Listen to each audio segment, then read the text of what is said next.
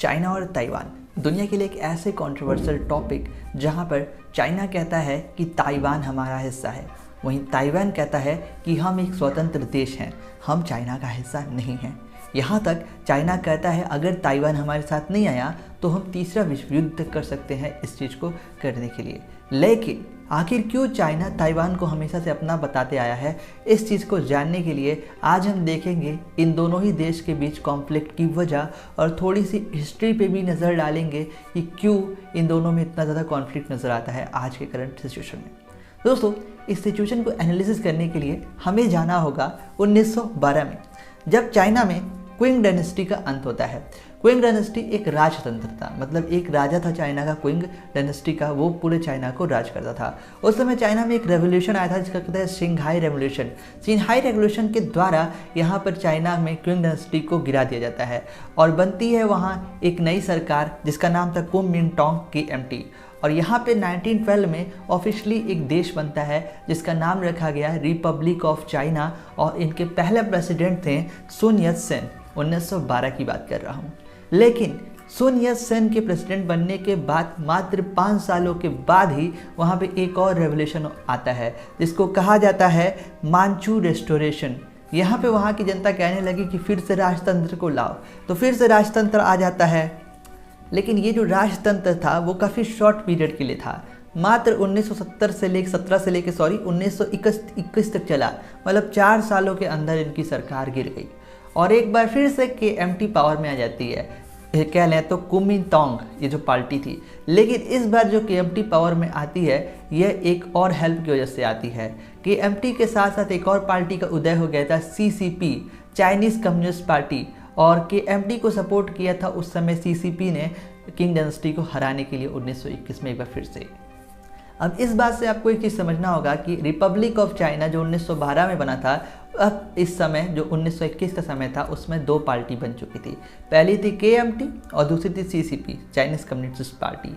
अब यहाँ पे ये राज जो चलता है वो 1921 से लेकर 1946 तक दोनों में छोटे मोटे कॉन्फ्लिक्ट होते रहे, लेकिन देश धीरे धीरे आगे बढ़ रहा था। लेकिन 1946 आते ही चाइना में एक गृह युद्ध हो जाता है जो कि KMT और CCP के बीच में होता है और इस गृह युद्ध का अंत 1949 में होता है, जहां पर CCP वालों ने KMT वालों को हराकर अपनी सरकार चाइना में बना ली थी। और यहाँ पे CCP वालों ने रिपब्लिक ऑफ चाइना का नाम चेंज कर रख दिया पीपल रिपब्लिक ऑफ चाइना।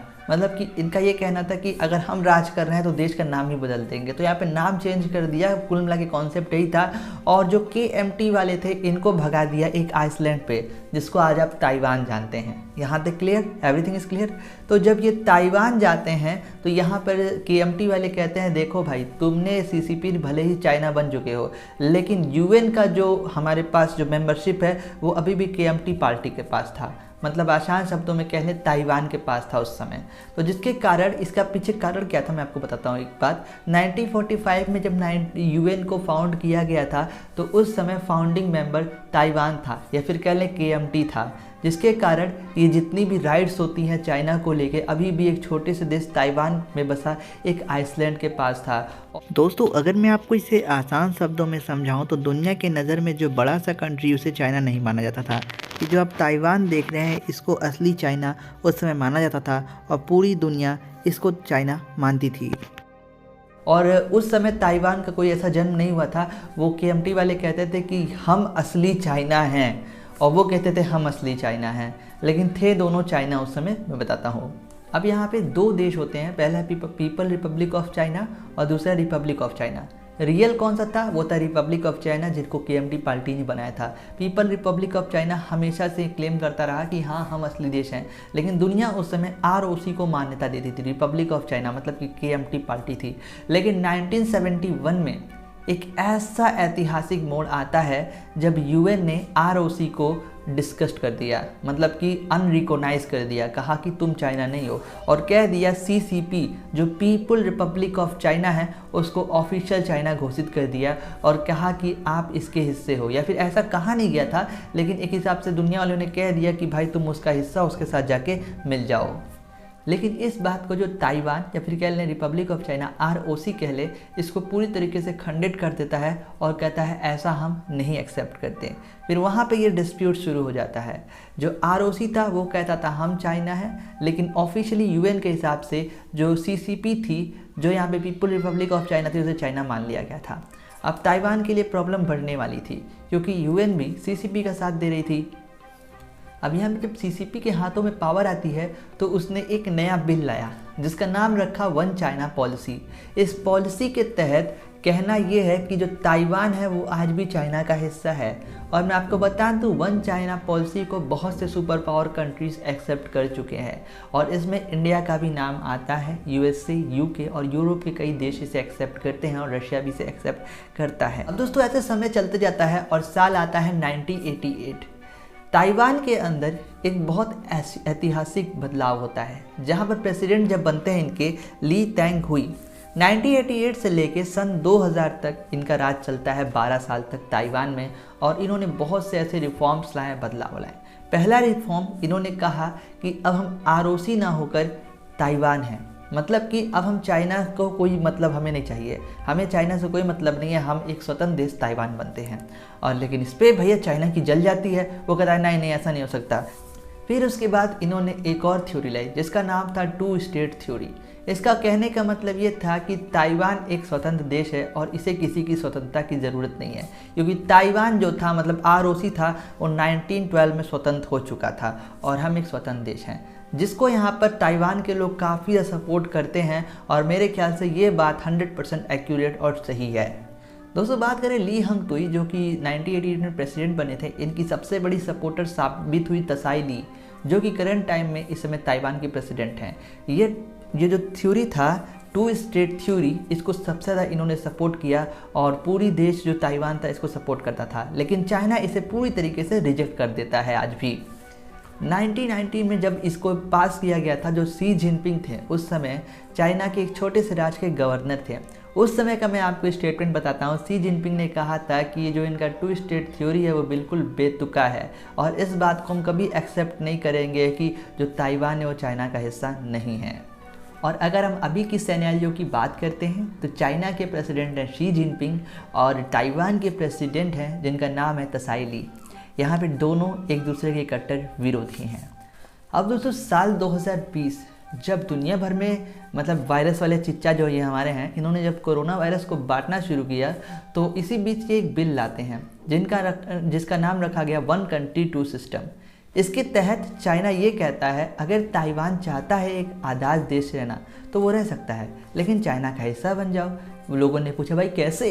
इन्होंने कहा जैसे कि मान लो चाइना के हिस्से में आज तिब्बत भी है और हांगकांग भी है, लेकिन ये दोनों आज़ाद हैं। ये दोनों आज़ाद है यार, गजब बकचोदी बात करता है यार, कौन है ये? मतलब इतनी बड़ी बकचोदी। अब इस बात को ताइवान समझता था कि यार इनसे मतलब चूतिया कैसे बना रहा है यार, देख रहे हो कह रहा है तिब्बत और हांगकांग आज़ाद हैं। अजीब है। तो इस चीज़ को यहाँ पर जो ताइवान था उन्होंने कहा ये चूना किसी और को लगाना और यहाँ से फुट लो शांति से, जिसके कारण फिर उसके बाद चाइना के ऑफिशियल ने जवाब दिया, कहा कि आज नहीं तो कल किसी भी कीमत पे हम ताइवान को अपने अंदर ला के रहेंगे, चाहे हमें कितनी बड़ी भी जंग लड़नी पड़े, लेकिन हम इसको अपने अंदर ला के रहेंगे।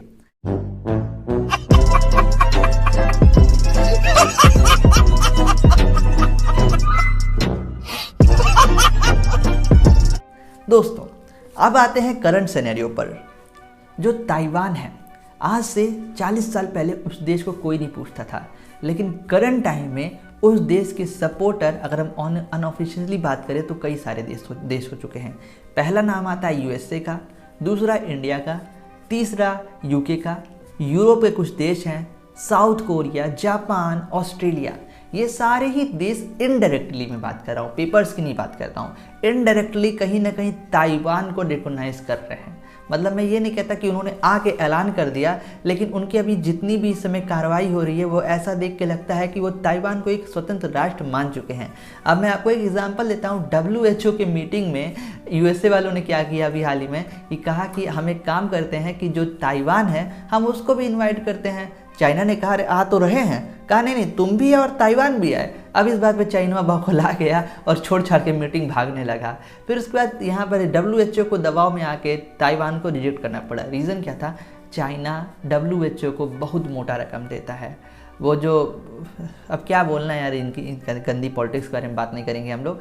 तो जैसे कारण WHO कहा कि चलो ठीक है भाई ताइवान को रहने देते हैं, लेकिन अमेरिका यहाँ बाज नहीं आता है। हाल ही में अमेरिका के एक बहुत हाई लेवल के कैबिनेट ऑफिसर जिसका नाम था एलेक्सर एजर, ये जाते हैं ताइवान में एक मीटिंग के लिए, बिजनेस डील के लिए और थोड़ा सा मतलब अपना इन्फ्लुएंस जमाने के लिए। अब ये चीज़ देख के चाइना और बौखला गया, कहा कि अगर तुम्हें ताइवान जाना है तो पहले हमारे पास आना चाहिए था। USA ने कुछ नहीं बोला, चुपचाप बस सुन लिया और चाइना की जल के राख हो गई इस बात को लेकर। इस बात को लेकर हालांकि चाइना ने USA को चेतावनी दी, पर यह सीन कुछ इस प्रकार से दिखता है, आसान शब्दों में समझा जाए तो।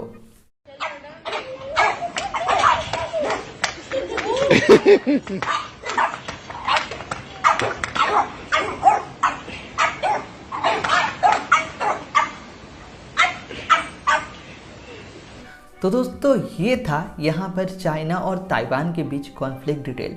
हिस्ट्री को अगर हम देखें, अगर हम रियलिटी सच्चाई को अगर हम एक्सेप्ट करें तो हाँ, जो ROC है वो 1912 से लेके 1949 तक चाइना था। लेकिन 1971 में जब जो यूनाइटेड स्टेट्स था, सॉरी UN था, यूनाइटेड नेशन ने जब उसे खुद रिकॉग्नाइजेशन दे दी तो भैया क्या पछता करोगे जब चिड़िया चुके खेत। पर एज अ इंडियन मेरा ओपिनियन आप सुनिएगा, मैं मानता हूँ कि ताइवान एक स्वतंत्र देश है। चाइना जैसे देशों से तो बेहतर है। चाइना एक कम्युनिस्ट देश है जहाँ किसी को कोई आज़ादी नहीं है, लेकिन अगर हम ताइवान की बात करते हैं, ताइवान एक डेमोक्रेटिक देश है। अगर मैं चाइना और ताइवान को एक तरफ रख दूँ और आप मुझसे पूछेंगे मैं पर्सनली किसको फेवर करता हूँ, तो वो होगा ताइवान 100%। इवन हर इंडियन आज के डेट में ताइवान को ही फेवर करना पसंद करेगा। आप क्या सोचते हैं, चाइना सही है या ताइवान? अपना राय कमेंट बॉक्स में ज़रूर दें। ऐसी और हिस्ट्री से रिलेटेड वीडियोस, पॉलिटिक्स से रिलेटेड वीडियोस को देखने के लिए मेक श्योर आप सब्सक्राइब करें मेरा चैनल। तब तक के लिए रखिए अपना खूब जैसा ख्याल। Thanks for watching this video. Take care and good bye.